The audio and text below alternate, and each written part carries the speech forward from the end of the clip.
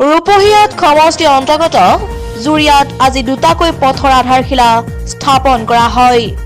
পথ দুটাৰ আধাৰশিলা স্থাপন কৰে স্থানীয় বিধায়ক নুৰুল হুদাই।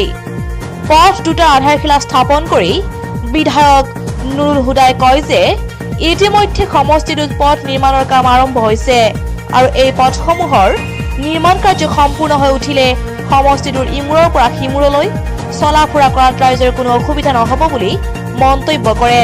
চাৰিটা ৰাস্তা সম্পূৰ্ণ হোৱাৰ পিছত আমাৰ সমষ্টিৰ ইমূৰৰ পৰা সিমূৰলৈ যোৱাত মানুহৰ কোনো অসুবিধা নহ'ব। লগতে নাগৰিকত্ব সংশোধনী বিধেয়ক 2016ৰ তীব্ৰ বিৰোধিতা কৰি বিজেপি চৰকাৰক ক্ষুৰধাৰ সমালোচনা কৰে। যদিও অসমীয়া ভাষা কলা সংস্কৃতি অসমৰ মান মৰ্যাদা ৰক্ষাৰ ক্ষেত্ৰে আমাৰ গাত শেষ বিন্দু তেজ থকালৈকে আমি বিধেয়কৰ বিৰুদ্ধে যুঁজ দি যাম। জুৰিয়াৰ পৰা দিলৱাৰ হুছেইনৰ report, news 13 north east Assam.